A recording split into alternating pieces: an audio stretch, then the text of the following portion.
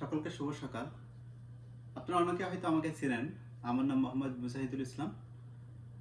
আমি পড়াশোনা করছি অবর্ন ইউনিভার্সিটিতে। আমার পিএইচডি চলমান। পিএইচডি আর্থ সিস্টেম সায়েন্সে। এখানে আমি আমার সেকেন্ড মাস্টার্স করেছি ন্যাচারাল রিসোর্সে, এবং আমার প্রথম মাস্টার্স ছিল Jio information science and earth observation, এটা বাংলাদেশ থেকে। ডেফিনেটলি বুঝতে পারছেন, আমার আর্থ সিস্টেম সায়েন্স বলা হলেও আমার মেজর হচ্ছে রিমোট সেন্সিং, GIS। আমি অল্প বিস্তর কিছু ডিপ লার্নিংয়ের কাজও বর্তমানে করছি।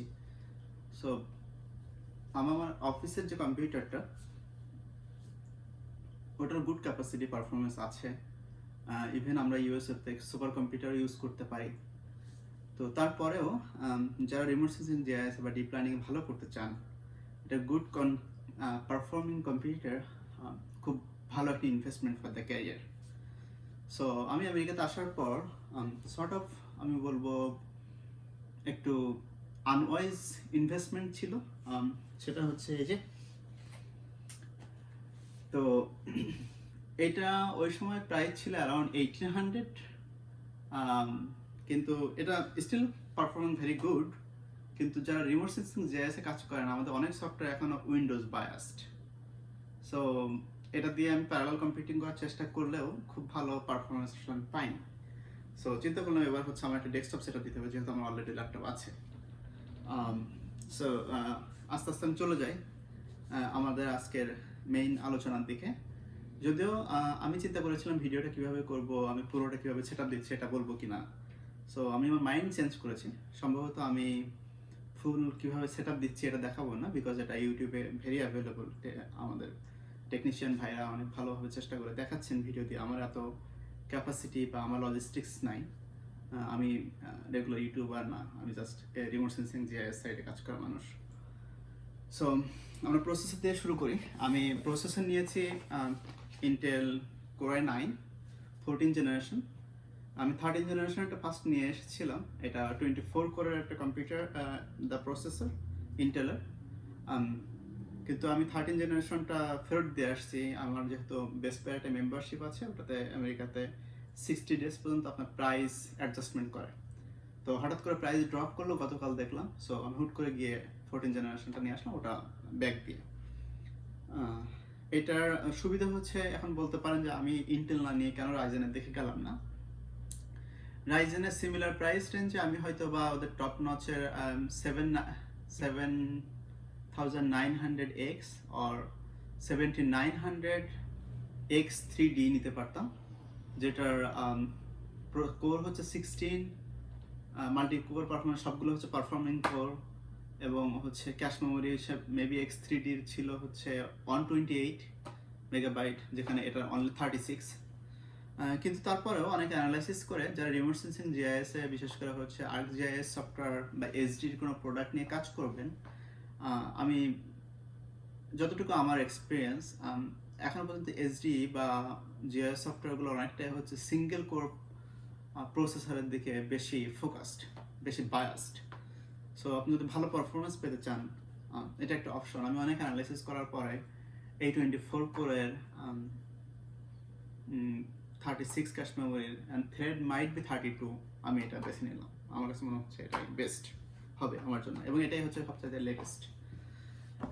সেকেন্ডলি, আমরা মাদারবোর্ড আমি নিয়েছি tough gaming Z790 plus wifi.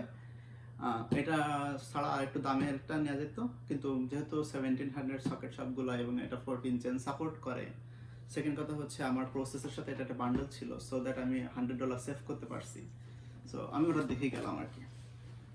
তো এটার পর হচ্ছে আমরা র্যামের দিকে যাব। সো র্যামের ক্ষেত্রে আমি অনেকগুলো র্যাম নিয়েছি, টেস্ট করেছি বা টেস্টের প্ল্যান ছিল বা অ্যানালাইসিস করছি। সো ফার্স্ট আমি নিয়েছিলাম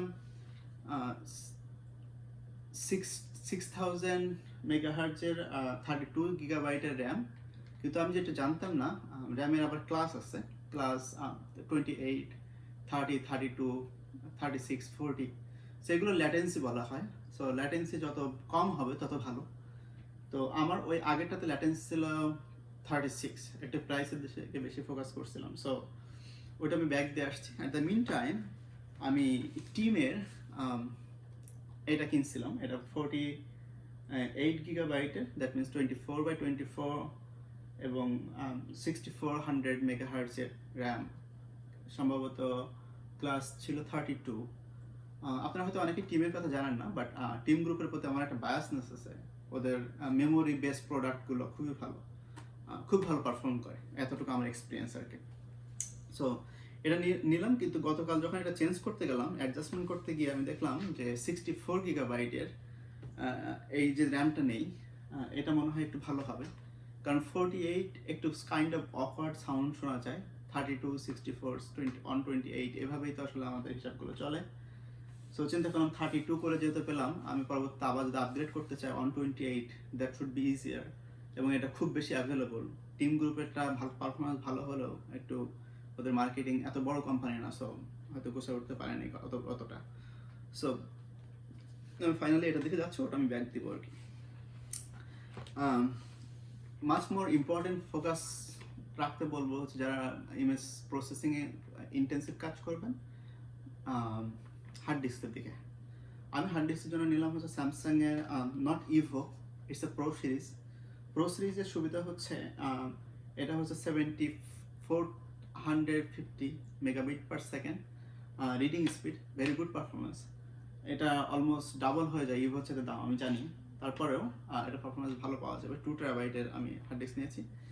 আমি হার্ড ডিস্ক বলতে এটা সলিড স্টেট ডিভাইস। আমি এইচডির দিকে আর যাচ্ছি না এই মুহূর্তে, আমার মনে হচ্ছে না এই মুহূর্তে আমার অতটা লাগবে। সেটা হয়তো পরবর্তীতে আবার চিন্তা করতে পারি, যেহেতু আমার এগুলো আপগ্রেড করাটা খুবই পসিবল। ওকে, সো কুলিং পারফরমেন্সটা খুব ইম্পর্টেন্ট। যেরকমটা দেখতে পাচ্ছেন, এটার সাথে কোনো ইনস্টক কোনো কুলার নেই এবং সেটা পসিবল না, বিকজ অনেক বড় হওয়া দরকার। এটা অনেক বেশি ওয়াট নেয় এবং অনেক বেশি হিট হয়। সো কুলিংয়ের জন্য আমি নিয়েছি NGXT 360 ক্রাকেন। এটার সুবিধাটা হচ্ছে একটু প্রাইসটা একটু কম, ডেফিনেটলি একটু ব্ল্যাকের মধ্যে 8GB নিলে আমার আরও $100 বেশি হতো। সো আমি সেটা না নিয়ে ব্ল্যাক অ্যান্ড হোয়াইটের দিকে গেলাম। সো আমি ব্ল্যাক অ্যান্ড হোয়াইট মানুষ হলাম আর কি এখন। NGXT-টা ভালো in terms of performance and everything. আমি ওদের সাথে কথা বলেছিলাম, বেস্ট বাইয়ের এক্সপার্টদের সাথে, তারা বললো that should be better for considering others. তারা কোর্সেরাকেও ইভেন সাজেস্ট করে। So in the mean time আমি আরেকটা কথা বলবো যে গ্রাফিক্স কার্ডে, আচ্ছা এটা গ্রাফিক্স কার্ডে পরে বলি, তার আগে হচ্ছে আমি একটু পাওয়ার সাপ্লাই নিয়ে কথা বলি, বিকজ অনেকেই গ্রাফিক্স কার্ডের দিকে ফোকাস করেন না।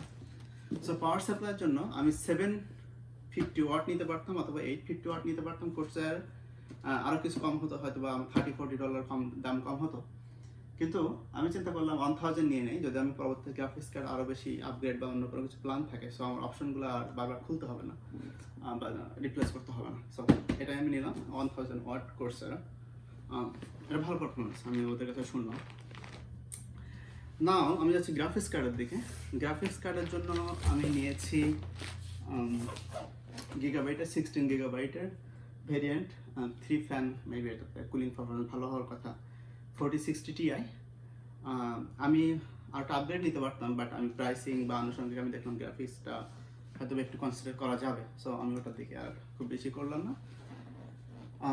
গ্রাফিক্স কার্ডের সাথে সাথে অনেকেই যেটা করেন না, সেটা হচ্ছে গ্রাফিক্স কার্ড যেহেতু 40 সিরিজের গ্রাফিক্স কার্ডগুলো একটু ভারী হয়, এটা মোস্ট অফ দ্য কেসে একটু সফট করে, তার মানে একটু নিচে নেমে আসতে থাকে, মাদারবোর্ডের উপর ওই স্লটটার উপর প্রেশার পড়ে।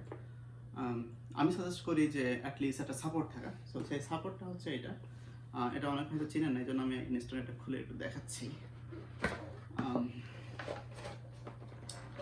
এটা হচ্ছে এটা যেটা করবে, আপনার গ্রাফিক্স কার্ডকে এখানে সেটেল করতে দিবে, আর এখানে টেম্পারেচার মনিটরিং দেখায়। সো আমি টেম্পারেচার দেখতে পাবো যে আমার ইনসাইড অফ দ্য বিল্ড কী পরিমাণ টেম্পারেচার আছে। সো সেটা একটু ইজিয়ার হবে যে আমার টেম্পারেচার কন্ট্রোল করে আমার কম্পিউটারটা ভালো হবে বা ওর লঞ্জিভিটিটাকে যাতে এনশোর করা যায়। এটার জন্য যেহেতু এটার বুট করার জন্য হচ্ছে আমার একটা ডিভাইস লাগবে, আমি বুটিংয়ের জন্য হচ্ছে এগেন যেটা বললাম, আমার টিমের প্রতি একটু বায়াসনেস আছে। টিম গ্রুপে 128 GB নিলাম, আমি পরবর্তী ইউজ করবো। এটা USB এবং USB-C দুটাই আছে এটা। At the mean time cooling পারফরমেন্সের দিকে ফোকাস রাখতে গিয়ে আমি অ্যামাজন থেকে একটা অর্ডার দিয়েছি ফ্যান। আমি যদি এখনো দেখি নেই, সকালে আসছে, সে এখনো আমি ওপেন করি নাই, একটু পরে আমি আনবক্সিং ভিডিও যাব।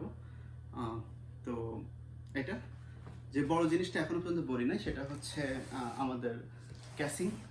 আমাকে অনেক কষ্ট করতে হবে বিকজ NGX3 এটা খুব ভালো পারফরমেন্স, ভালো বাট এটার কি বলা যায় too heavy. So NGX3 A7 flow 8GB recently দেখলাম এটাতে অনেক বেশি ছাড় দিল এবং অ্যামাজন বললে অ্যারাউন্ড $60 লেস হয়েছে। সো এটাই। এরপরে যাচ্ছি হচ্ছে সবগুলোকে একটু আনবক্সিং করবো, কিছুটা দেখানোর চেষ্টা করবো অ্যান্ড আপনাদের আমি আর ফুল সেট আপ ভিডিওটা করছি না আর কি। আমার মনে হয় এটা একটা মোটামুটি আলোচনা হলো যারা কাস্টম বিল করতে চান GIS রিমোট সেন্সিংয়ের জন্য। I believe that should be helpful for them. কোনো কোশ্চেন থাকলে অবশ্যই কমেন্টসে জানানোর অনুরোধ। ধন্যবাদ সকলকে।